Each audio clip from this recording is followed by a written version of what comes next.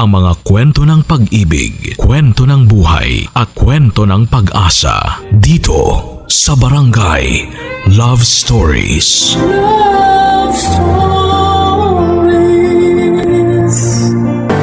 Ang pagpaplano sa lahat ng aspeto ng buhay natin ay kailangan upang maiwasan ang hindi inaasahang komplikasyon.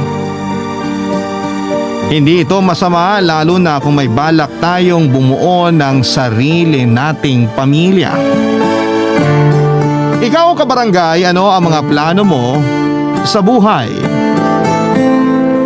Dear Papa Dudut, ang pagbuo ng pamilya ay isang desisyon ng dalawang individual na may kakayahang magtaguyod nito.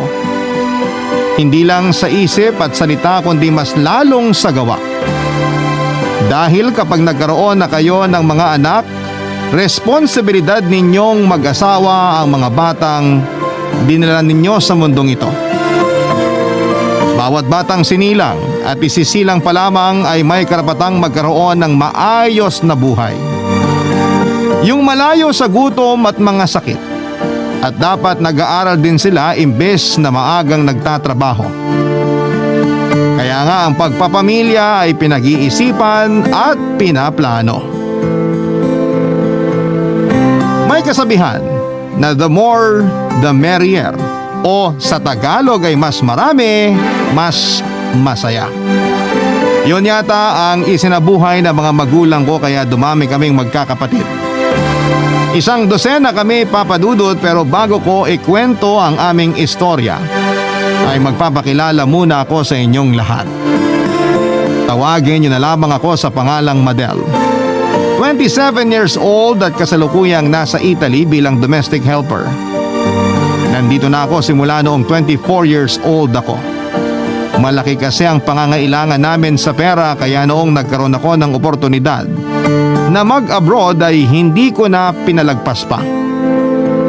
Dati sa YouTube ko lamang inaabangan ang mga kwento na ini-ere ninyo.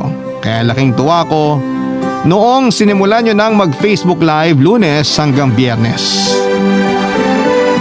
Tubong Tondo, Manila kami at mahirap lang ang buhay namin noong araw. Pasalamat na lamang ako dahil kahit papaano ay nagbunga ang pagsasakripisyo ko rito sa ibang bansa. Hindi pa kami mayaman, pero hindi naman kami nagugutom. Pero aminado ako na ang dami kong tampo sa pamilya ko, lalong-lalo na sa mga magulang ko. Dahil ako ang kailangang bumuhay sa kanila kasi wala silang kakayahan na buhayin kaming magkakapatid. Hindi naman sa pagiging walang utang na loob na anak, pero kung nag-family planning sana sila noong araw, ay hindi nila kami hinayaang umabot ng 100. Lahat sana kami ay nakakapag-aral at mas maayos ang kinabukasan. Sisimulan ko po ang kwento noong 11 pa lamang kaming magkakapatid, Papa Dudut.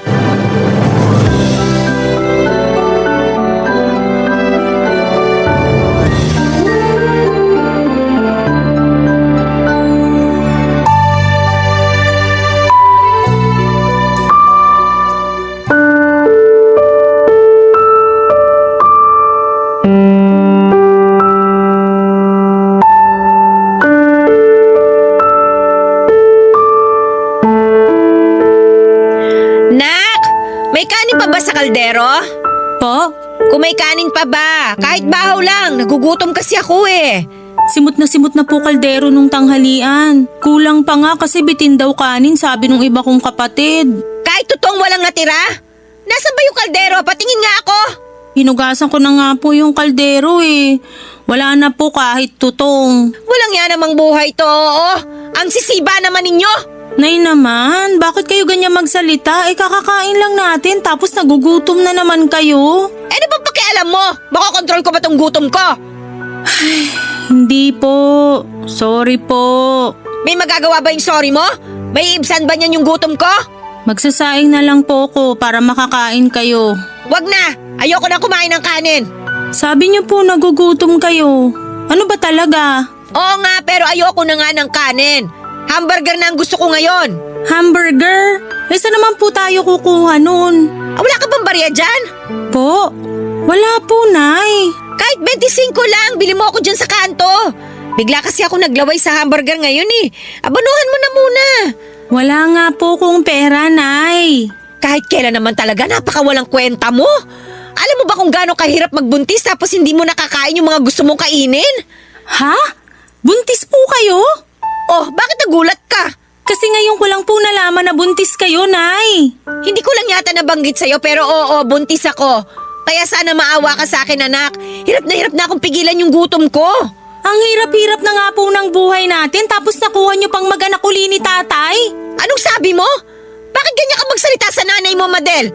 Alam ko naman pong nanay ko kayo, pero bakit ganyan kayo? Anong bakit ganyan kayo pinagsasasabi mo? Kasalanan bang mabuntis ulit ako? Sisihin mo yung tatay mong mahilig. Alam na po ni tatay na buntis kayo? Oo, sinabi ko na sa kanya nung nakaraan. Kala ko nasabi ko na sa'yo, hindi pa pala. Ano pong sinabi ni tatay? Di wala. Sabi niya tanggapin na lang daw kasi biyaya naman daw tong bata. Pangsang-dosena raw, swerting numero. Ngayon pa lang naaawa na ako sa magiging kapatid ko. Bakit ba ganyan ka kanega? Di ka ba masaya na may bago kayong kapatid? Aba, sa edad kong ito na 46, may asim pa ang nanay mo. Ewan ko sa inyo ni tatay, Nay. Para kayong hindi na nadala sa buhay natin. Talagang nakuha niyo pang magbuntis wala na nga kayong halos maipakain sa aming magkakapatid. Anong sinabi mo? Naturingan ka nag-aaral pero bastos yung bibig mo. Sinasabi ko lang po yung totoo kasi hindi na kayo natuto. Alam mo kung susumbatan mo lang ako, mabuti pa lumayas ka na sa harapan ko. Ako na lang ang maghahanap ng pambili ko ng hamburger. Napakadamot mo. Ay, pintik na buhay to. Oo. Gusto ko lang naman kumain ng hamburger eh. Pangatlo ako sa magkakapatid at 20 anyos lamang ako ng mga panahon na ipagbuntis ni Nanay Merly ang pangsang-dosena kong kapatid. Kinasal ang mga magulang ko sa Huwes taong 1994. Buko juice vendor ang tatay Pedring namin at kasambahay naman si Nanay noong nagkakilala sila. Noong nagsama na sila sa isang bubong pagkatapos ng kasal ay umalis si Nanay sa pinagtatrabahuhan niya dahil naging masela ng pagbubuntis niya sa kuya namin. Ligtas namang naipanganak ni Nanay ang aming panganay. Pero 4 na buwan pa lamang ang nakakalipas ay nabuntis na naman siya sa ate ko. Simula noon ay halos taon-taon na siyang nagbubuntis at nanganganak. At umabot na nga kami sa 7 noong 8 taong gulang pa lamang ako. Natigil lamang ang pagbubuntis ni Nanay noong bumalik siya sa pangangatulong taong 2003. At pinaalaga kami sa lola namin na kapitbahay lang din namin ng mga panahong yon, Papa Dudut. Mabilis talagang mabuntis si Nanay at kahit na sinusubukan na nilang umattend ni tatay ng family planning program ng barangay, ay hindi pa rin noon napigilan ng pagdadalang tao niya. Aminado naman sila na mainit talaga sila sa kama at yon ang dahilan. Kaya dumami kaming magkakapatid. 5 taon ding nangatulong si Nanay bago siya nag-resign nang pinagbuntis niya ang pang-8 naming kapatid. Simula noon ay nagumpisa na namang madagdagan ng mga kapatid ko hanggang sa umabot na kami ng 11. At noon ngang 20 anyos na ako may pahabol pa na pang 12 anak ang mga magulang namin. Sobrang sakit sa kalooban kasi parang baliwala lang sa kanila na mahirap lamang kami tapos ay nakuha pa talaga nilang magdagdag ng mga anak. Alam ko naman po, Papa Dudut, na biyaya ang mga baby at mahal na mahal ko ang mga kapatid ko. Pero nakakapagod mag-alaga ng bata habang nag-aaral, Papa Dudut. Labis na paghihirap ang naranasan namin ng dahil doon.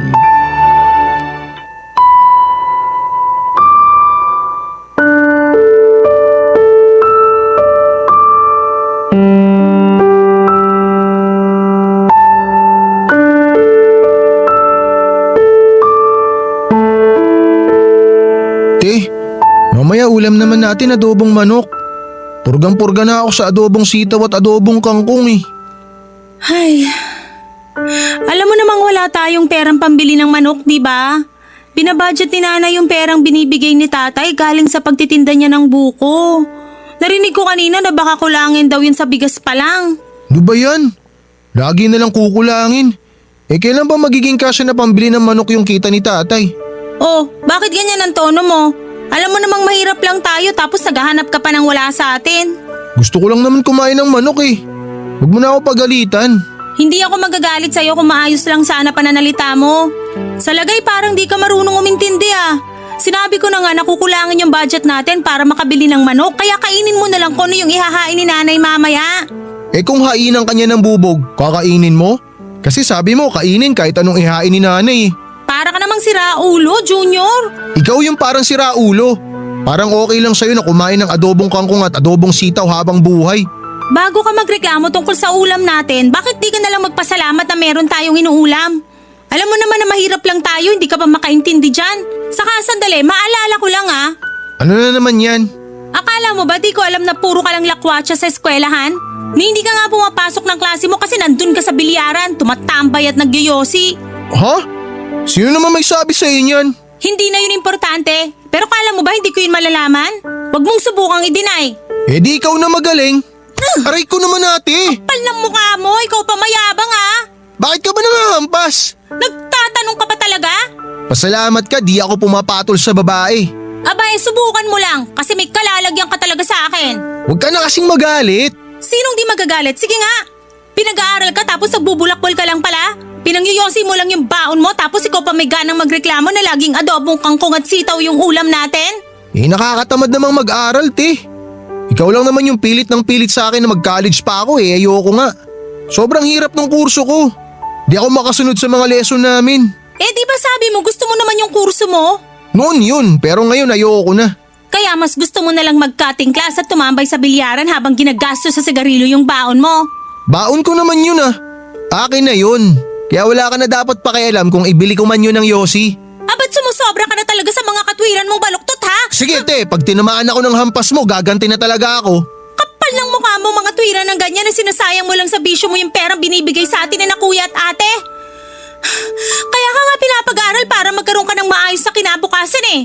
Wala ka bang plano sa buhay mo, ha? Meron.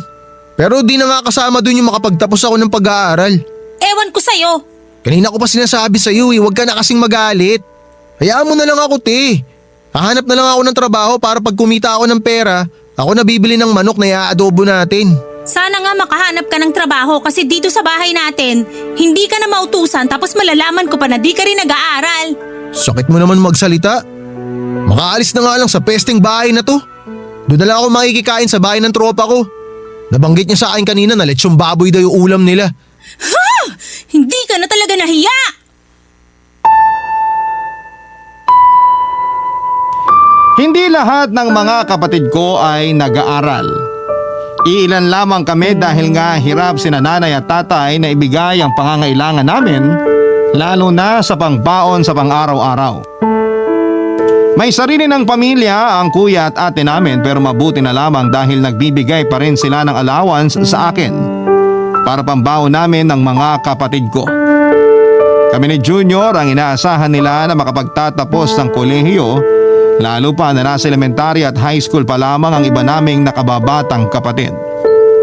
Kaya nga ganoon na lamang ang inis ko kay Junior noong malaman kong imbes na pag-aaral ang atupagin niya, ay nakuha pa niya talagang magbulakbol, Papa Dudut. Noong sinabi ko yon sa nanay namin, pinagtawanan lamang niya ang inis ko sa ginawa ni Junior. Ang masakit doon ay sinabihan niya pa ako ng OA at kung ayaw naman daw talagang mag-aral ng kapatid ko ay mabuti pang magbanat na lamang ito ng buto.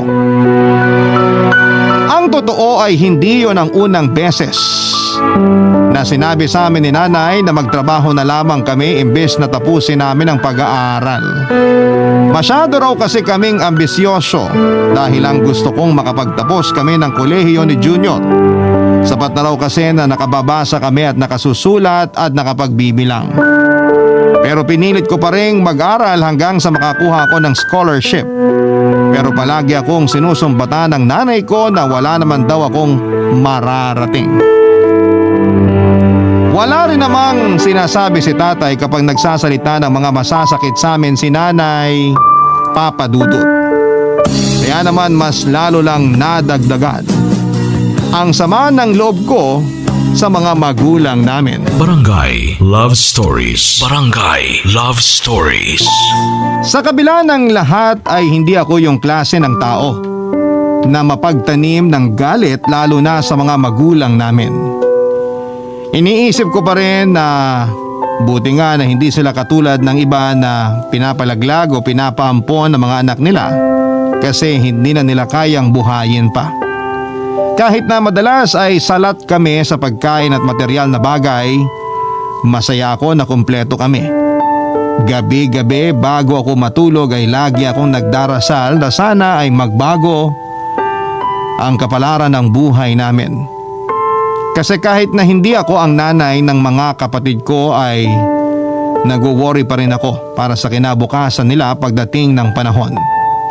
Sila ang inspirasyon ko kaya desidido akong makapagtapos ng pag-aaral. Gusto ko rin gawin nila akong huwaran bilang ate nila na may pagpapahalaga sa edukasyon. Naniniwala kasi ako na kahit saan na makarating ako basta may pinag-aralan ako ay hindi ako malalamangan ng kahit na sino, Papa Dudut. Kaya lang ay hindi naman yata patas na ako na nga ang gumagapang sa pag-aaral ko ay hindi pa nakakatulong yung pamilyang inuuwian ko. Alam ko naman na walang perpektong pamilya pero may iwasan sana ang away at gulo sa isang tahanan kung may pagkakaunawaan para sa isa't isa ang bawat miyembro nito. Kaso sa pamilya ko, sina nanay at tatay pa ang pasimuno ng gulo. Isang gabi ay umuwi ako sa amin galing sa school tapos ay naabutan ko yung maliliit kong kapatid na nag-iiyakan sa labas ng bahay. Habang papalapit ako sa amin, ay unti-unti kong narinig ang malakas at galit na boses ng mga magulang namin.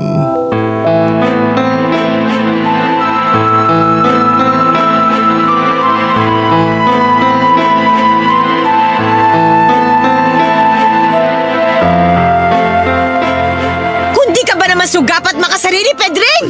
Ako pa talaga yung sugapat makasarili, birthday ko naman. Masama na bang ilibre ko ang sarili ko? Hindi, pero sana inisip mo muna kami ng mga anak mo. Lagi ko kayo iniisip. Ako, iniisip nyo rin ba? Di wala nga bumati sa akin. Matatapos na lang birthday ko, wala pang nakaalala. Bakit ba masyado ka madrama? Hindi naman magbabago ang estado ng buhay natin kahit nabatiin ka namin ngayong birthday mo. Mahirap pa rin tayo. At lalo lang tayo naghihirap dahil sa ugali mong yan! Ano ugali? Sabihin mo! Iwan mo nga ako, Ano ugali, Merly? Bitiwan niyo po si nanay! Oh, andyan na pala ang paborito kong anak. Lasing po ba kayo? Hindi naman. Nakainom lang. Happy-happy kami ng mga tropa ko kasi birthday ko. Yang magaling mong tatay, nakuha pa talagang gastusin sa alak yung kakarampot niyang kita sa pagtitinda ng buko. Kaya wala tayo ngayong masaing at maiulam. Tingnan mo, kanina pa umiiyak dun sa labas sa mga kapatid mo dahil sa gutom. Umiiyak po sila kasi natatakot sila sa boses niyo ni tatay, nay. Sinasabi mo bang kasalanan pa namin? Hindi po ba? Kayo tong kanina pa sigaw ng sigaw ni tatay. Natatakot po tuloy yung mga kapatid ko. Ito yatang anak mo may amats eh. Tay, kayo po yung may amats, hindi ako. Naiintindihan ko naman po na gusto niyo mag-celebrate ng birthday niyo, pero sana nagtira kayo ng pambili ng bigas at ulam. Kung may inabot lang kayo kay nanay, hindi sana niya kayo inaaway. Kahit na may abot ako dyan sa nanay mo, aawain niya pa rin ako. Paano kita hindi aawayin? Binibilang mo yung mga binibigay mo. Alam mo ba kung magkano? Ha? Para sabihin ko sa'yo, kulang na kulang yon kaya palagi na lang tayong kinakapos. Ang sabihin mo, hindi ka lang marunong mag-budget. Marunong ako! Ikaw ang maliit yung kinikita! Tay, nay, tumigil na nga po kayo. Huwag na kayong magsisihan. Kanino ba dapat isisi yung kahirapan nating ito kung hindi dyan sa tatay mo? Huwag ka nga magmalinis. May kasalanan ka rin kasi asawa kita. Ginamit mo pa talaga pagiging mag-asawa natin para idamay ako sa pagkukulang mo bilang padre de pamilya? Siyempre, alam nga yung kapitbahay natin ni damay ko. Sabi ko na nga ba, may relasyon kayo ng kapitbahay natin eh! Si Raulo. sinabing tumigil na nga po kayo eh! Yan kasi tatay mo! Nay, pwede ba? Kung hindi mabuting sasabihin nyo, huwag nyo na lang sabihin. Hindi kasi nakakatulong, lalo lang kayo nag-aaway ni tatay eh. Saka ang lakas din po ng loob nyo magsisihan eh, pareho naman kayong may kasalanan kung bakit tayo mahirap at lalong naghihirap. Ano sinabi mo, Madel? Eh kung hindi sana kami maraming magkakapatid, di sana masabigyan nyo kami ng maayos at magandang kinabukasan. Pero di nyo na po naisip yung magiging kinabukasan namin kasi anak lang kayo ng anak. O tapos, buntis na naman si nanay. Madadagdagan na naman kami, tay. Nay, pwede ba wag nyo na nga pong awayin si tatay lalo na buntis kayo. Mamaya mapano pa kayo tapos mapapagastos na naman tayo wala na nga tayong kapera-pera. Kung gusto niyo po na wag na tayong lalong maghirap, wag niyo na kaming dagdagan. Isipin niyo naman po kami kahit minsan lang kasi nakakapagod na po kayo maging magulang. Naiintindihan ko si tatay sa sentimiento niya. Pero mali naman na inuubos niya ang perang pangkain namin sa alak at bisyo niya, Papa Dudut. Kaya tuloy hindi mapigilang magalit at magwala ni nanay. Pero kung tutuusin ay kasalanan naman nila kung bakit kami naghihikahos. Kasi nga hindi sila nagseseryoso sa buhay at pagpa-family planning.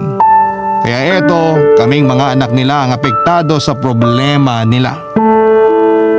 Kahit mahal ko naman si nanay at tatay ay may punto pa rin na nahihirapan akong intindihin sila, lalo na ang mga magulang namin. May mga pagkakataon kasi na kung makapag-demand sila sa amin ng mga anak nila ng maayos at maginhawang buhay ay wagas. Ano bang magagawa ng mga maliliit kong kapatid? Ano bang magagawa ko? Hindi lang kami isang beses nakaranas na magutom dahil laging kulang ang kinikita ni tatay sa pagtitinda ng buko juice. Tapos hindi pa sila marunong mag-budget ni nanay ng pera kaya lalo kaming naghihirap. Kung tutuusin ay may ilan sa mga kapatid kong lalaki ang nagbabanat na rin ng buto sa pamamagitan ng pangangalakal at pagbebenta ng mga scrap sa junk shop para may pandagdag kaming pambili ng pagkain. Tumutulong din ang kuya at ate namin pero limitado lamang yon dahil may mga sarili na silang pamilya na binubuhay. Tapos may isang beses pa na nagkaroon kami ng malalang away ni nanay dahil hindi na sa kanya binibigay ni na kuya at ate ang allowance namin kaya galit na galit siya, Papa Dudut.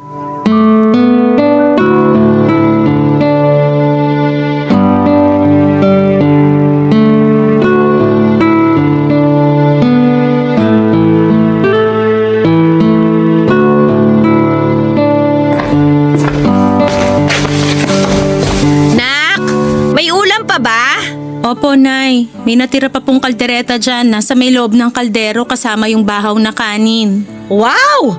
Kaldereta! Ayos ah! Sino bumili?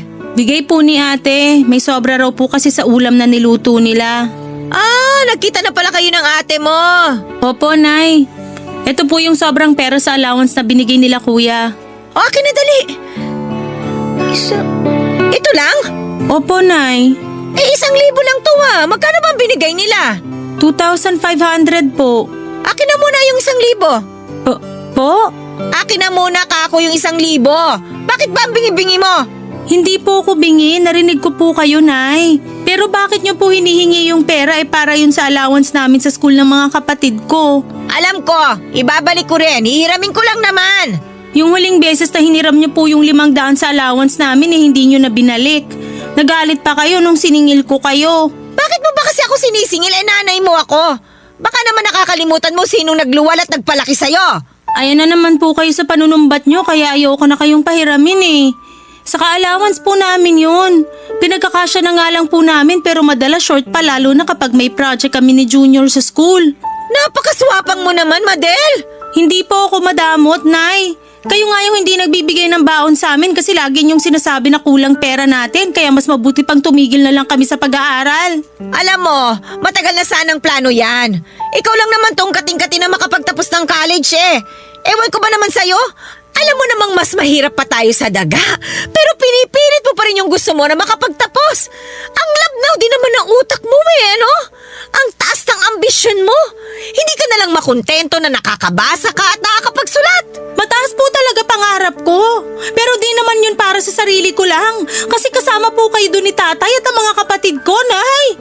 Basta! Isara mo na yung bunganga mo. Ibigay mo na lang sa akin yung 1,000. Ayoko po. Kaya nga sa akin binibigay ni ate yung pera kasi ginagastos nyo lang kung saan-saan. Anong sinabi mo?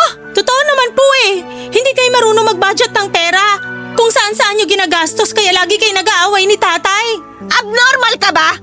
Ang liit lang itong bahay pero hindi mo talaga nakikita na kulang yung perang inaabot ng tatay mo? At saka, ang kapal naman ang mukha mong sabihan ako na hindi ako marunong mag-budget. Bastos ka talaga wala ka talaga modo.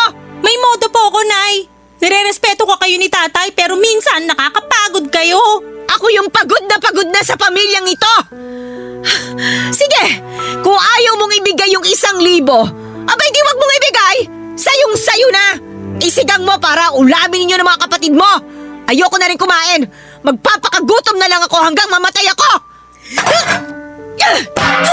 Nay! Bakit niyo po tinapon yung pagkain? Ayoko naman talaga ng kaldereta ng ate mo. Mukhang matabang, tsaka mukhang mabaho yung karne. Wala na nga po tayong pagkain tapos sinayang niyo pa. Kainin mo kung nanghihinayang ka. Mga buwisit kayo sa buhay ko. Natuloy ng pamilya, pero nuknukan ng kunat.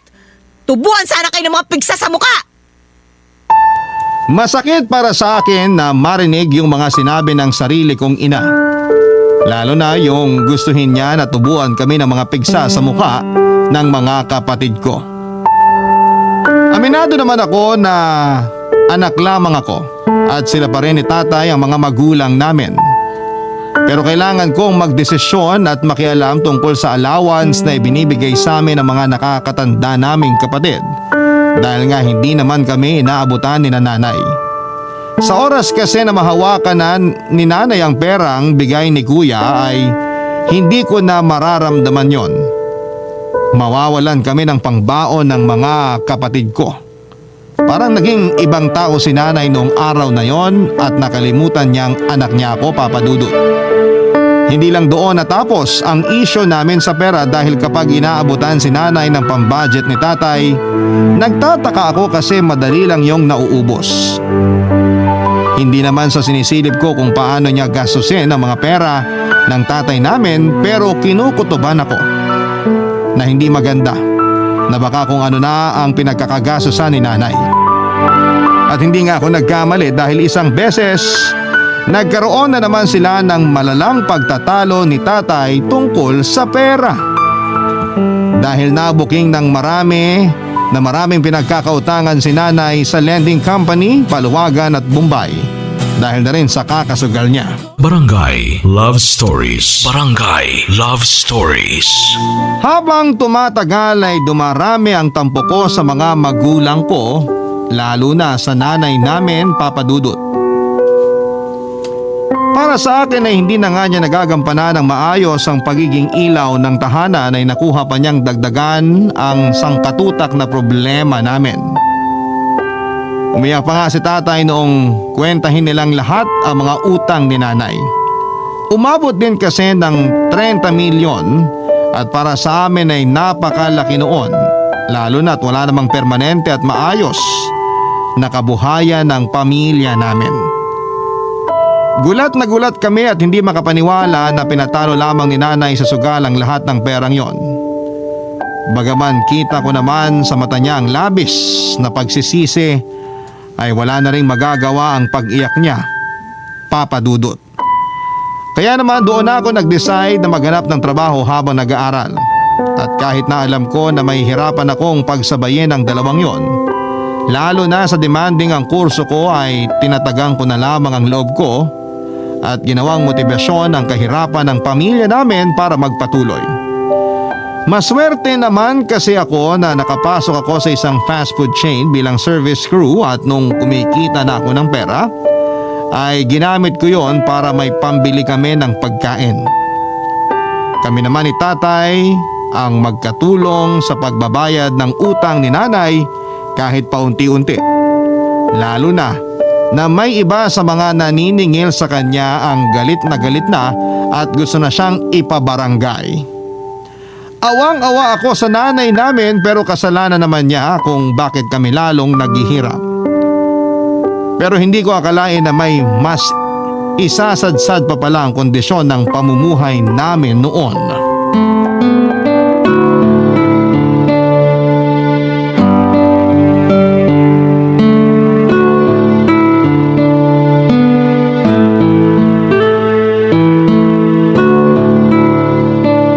Ate Madel, halika muna. Dito tayo kina nanay at tatay. May sasabihin sana ako pero i-promise nyo muna na hindi kayo magagalit. Depende kung ano yung sasabihin mo. Ano ba kasi yon? Teka lang te, bumubuelo pa ako Madaling-madali ka naman. Tumigil ka nga sa kakaganyan mo, Madel. Lalo tuloy natatakot yung kapatid mo eh. Hoy, Junior, magpakalalaki ka nga. Ano ba yung sasabihin mo? Ay, magkakaanak na po ako, Nay. Nabuntis ko yung girlfriend ko. Ano? Hoy Junior, umayos ka. Baka naman niloloko mo lang kami. Tay, di ko po kayo niloloko. Magkakaanak na po talaga ako. Binalita sa akin ng girlfriend ko kaninang umaga, nabuntis siya. Anak naman ng Teteng, Junior. Ang hirap na ng buhay tapos nambuntis ka pa. Ano na lang ipapakain mo sa mag-ina mo? Wala kang ang trabaho. Di magtatrabaho ako. Paano yung pag-aaral mo? Sige nga. Titigil na ako sa pag-aaral. Ikaw lang naman kasi yung pilit ng pilit sa akin na magtapos ako Ano naman trabaho papasukin mo wala ka namang alam. Grabe naman kayo magsalita, Tay. Parang banu-banu ko naman. Kinausap na po ako ng kuya ng girlfriend ko. Sabi niya ipapasok niya daw ako dun sa construction na pinapasukan niya. Tapos may girlfriend ka pala na hindi man lang namin alam. Sigurado ka bang kaya mo yung pagko-construction? Opo, Tay. Kakayanin ko po para sa mag-ina ko. Aba, dapat lang. Kasi kahit mahirap at mabigat yung trabaho doon, hindi pwede napagod ka lang aayawan mo na. Kailangan kayanin mo. Panindigan mo yan. Naiintindihan mo? Opo, Tay. Pambihira. Ganun na lang po ba yon, Tay? Ano ba pinagsasabi mo, Madel? Parang wala lang sa inyo ni nanay na nakabuntis si Junior at titigil na sa pag-aaral Kasi kung umasta kayo parang ayos lang sa inyo yung ginawa niya. Ano bang gusto mong gawin namin? Nandyan na yan. Magkakaanak na yung kapatid mo. Gusto mo bang hindi niya panagutan yung bata? Ganun ba? Hindi naman po sa ganun, pero… Pero ano? Alam mo, nak, magkaiba kayo ng kapalaran ng kapatid mo. Baka sa pagkakaroon talaga siya ng pamilya ng maaga. Tapos ikaw, sa pagtatapos ng pag-aaral. Hayaan mo na lang. Kaya iniisip ni Junior na ayos lang ginawa niya kasi kinukonsinti niyo Anong malay natin ginawa niya yan kasi gusto niya talagang tumigil sa pag-aaral at magpamilya na lang. Ano naman kung ganun nga, ate? Karapatan ko naman yun. Ayoko na mag-aaral. Bakit kasi kailangan ko pa magtapos? Magtatrabaho lang din naman ako. Tapos di ko pa mapapakinabangan yung sweldo ko kasi kailangan kong tumulong na buhayin tong pamilya natin. Nakakasawa na yung ganito, yung laging kulang yung pagkain natin kasi nga ang dami nating naghahati. Madalas nga wala pa tayong makain kasi mahirap lang tayo. Ayokong dumating yung araw na ang tanda ko na pero tumutulong pa rin ako sa pamilya natin tulad ni na ate at kuya. Kung ganyan ka mag-isip, mabuti pa lumayas ka na rito. Talaga? Lalayas ako, Nay. Dahil nakakasawa na kayo ni tatay. Lalo na yan si ate. Sawang-sawa na ako sa kanya. Bahala kayo. Sama-sama kayo mabulok dito. Bastos! Wala ka modo! Manang-mana sa'yo yung mga anak mo, Pedring!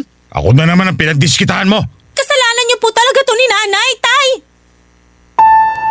Halos pagsakloban ako ng langit at lupa nang malaman naming nakabuntis si Junior at tuluyan na siyang hihinto sa pag-aaral niya, Papa Dudut. Pakiramdam ko ay trinaydor niya ako ng sarili kong kapatid. Kasi hindi na niya naisip ang pamilya namin noong nagdesisyon siyang wag na lamang tapusin ang pag-aaral niya. Tingin ko ay sinadya niya talagang buntisin ang girlfriend niya. Pero aminado ako na may laman lahat ng mga sinabi at sinumbat niya sa mga magulang namin lalo na tungkol sa plano ng mga ito na ipakargo sa amin ang aming pamilya kapag nakagraduate na kami at nagkaroon ng maayos na trabaho. Pati sa akin ay galit din si Junior dahil pinipilit ko raw siya na mag-aral kahit na ayaw naman niya talaga. Akala ko kasi ay gusto niya. Akala ko ay pangarap niyang makapagtapos. Kaya lagi kong sinasabi sa kanya na ayusin niya ang pag-aaral niya. Pero mukhang nagkamali ako. Sa kabilang banda ay hindi naman yon masama pero hindi ko pa rin maiwasang malungkot at magkaroon ng hinanakit sa kanya Lalo pa't pakiramdam ko ay iniwan niya ako sa ere. Bale lumalabas, ako na lamang ang mag-isang magtataguyod sa pamilya namin kasi ako yung desididong makapagtapos ng pag-aaral. Hindi ko na alam ang gagawin ko. Gabi-gabi akong umiiyak at paulit-ulit na nagtatanong sa Diyos kung bakit kailangan ko pang isilang sa ganong klase ng pamilya. Sana sa ibang pamilya na lamang o kaya sana hindi na lamang ako pinanganak. Pero alam ko na sa huli walang magagawa ang pagmumukmuk ko ng matagal. Kaya nga kahit mabigat sa dibdib ay bumangon pa rin ako sa higaan para magtrabaho at pumasok sa eskwelahan. Pero papadudot may isang beses na sa sobrang bigat na talaga sa dibdib ko ay umiyak na ako sa mga magulang ko.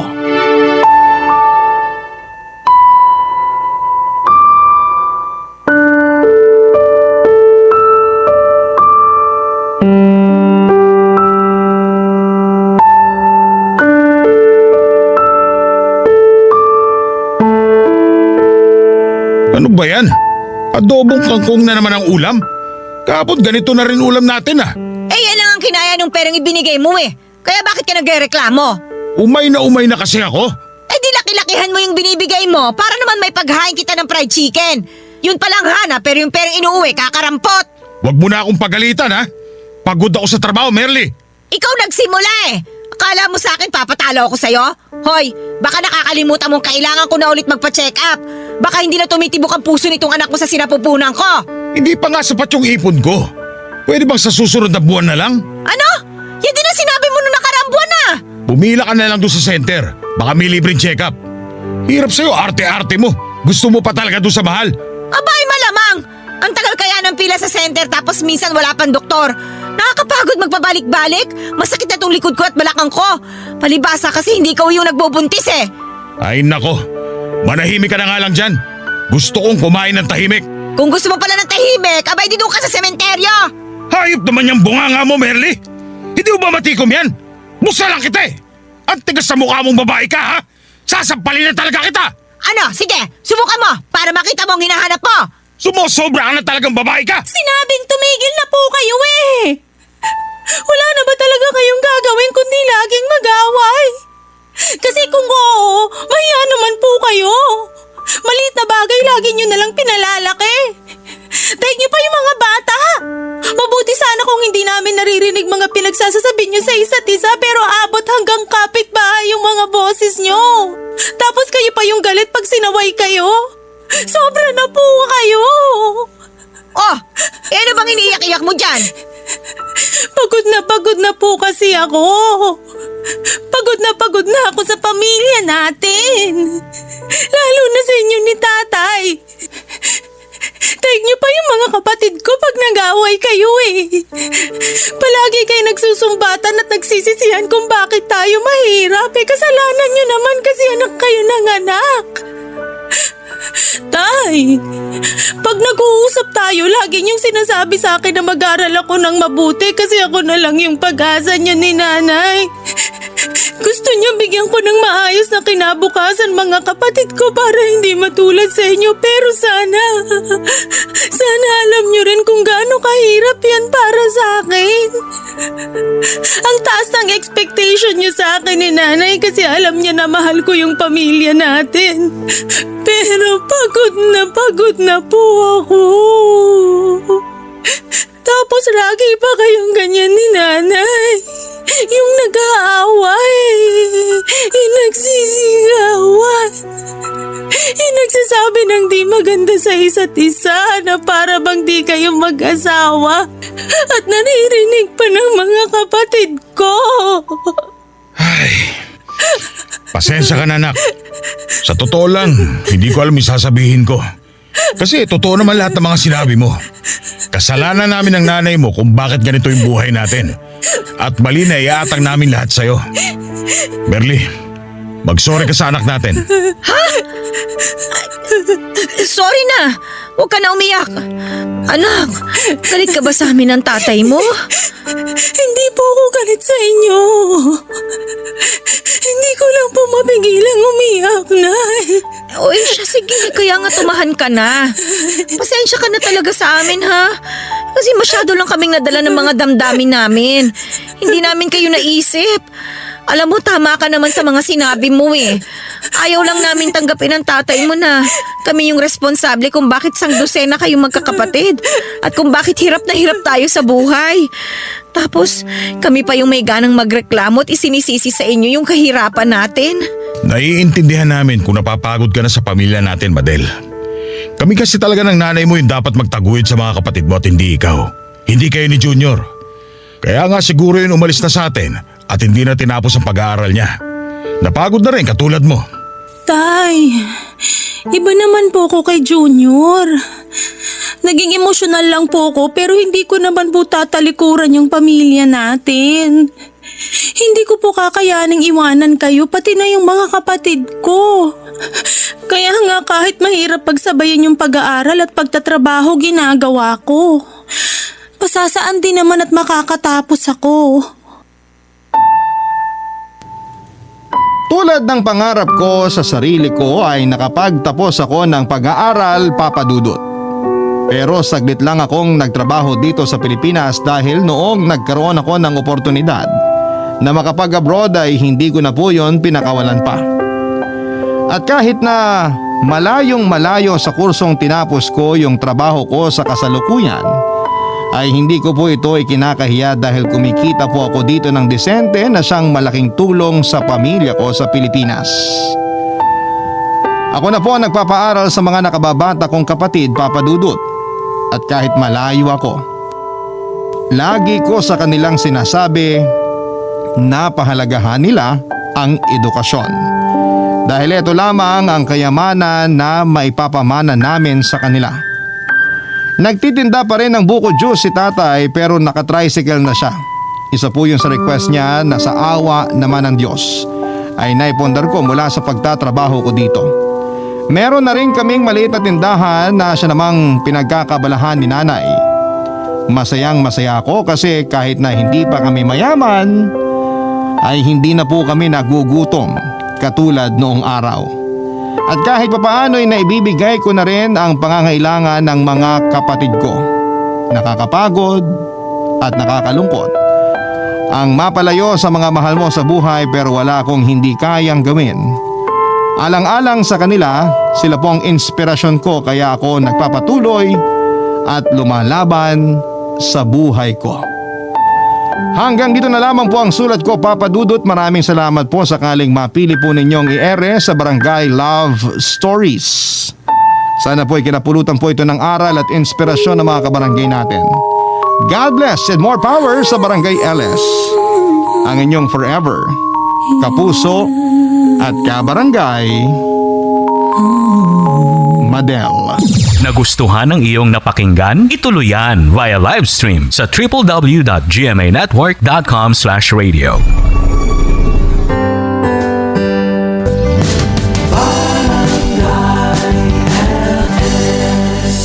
Forever.